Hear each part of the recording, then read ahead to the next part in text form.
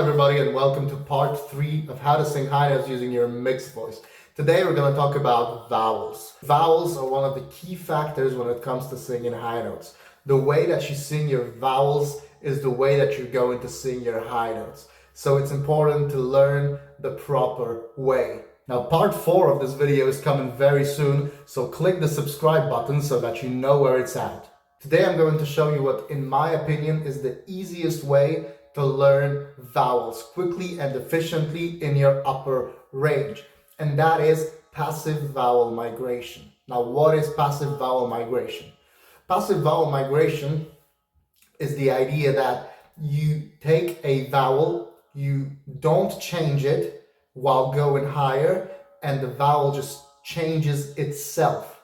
Our natural instinct is to spread out. So if you take a vowel like ah, what we want to do naturally is to go ah, and strain and yell, and it's not going to sound very good, and you're going to find your voice very fatigued. It's going to hurt. This is not how you actually need to do that. You need to work on keeping the vowel narrow and letting your voice go where it needs to go in order to sound bright and full and rich and powerful. Now, what do I mean by that? The way our vocal tracts are built means that if you take a vowel, for example, an ah vowel, but you sing it with your mouth barely open. So you take your finger, you put it here, and you just go ah, ah, with that much mouth opening. Ah, ah. You can definitely hear that it's still an ah, but it's quite narrow and closed. Ah, ah. Then you start taking it higher without opening your mouth. Ah.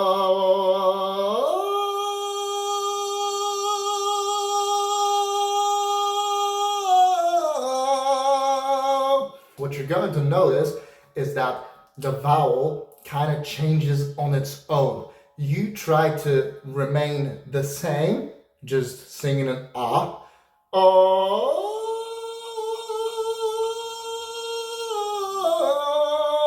and allow the sound to go where it needs to go vertically through here, while remaining in full voice, of course.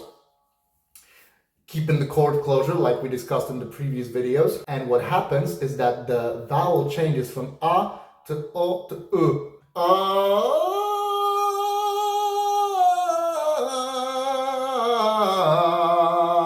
In my head, it kind of sounds like an u almost up top. Oh. Even though I'm trying to sing the ah. This is a very good way of training what your vowels need to do as you go higher. Because then, of course, you're not going to sing like this, but when you actually go to sing, oh,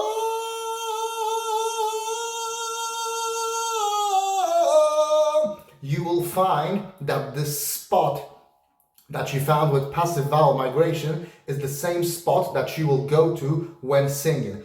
But you will open your mouth a little bit more, but the voice will go into the same place. Oh, oh.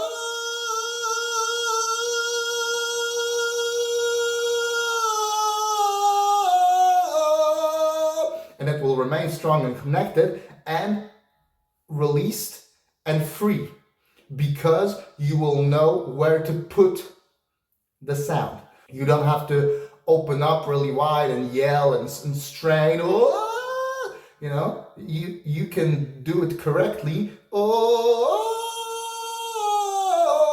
because through the passive vowel migration, you learn where the voice needs to go precisely. Oh.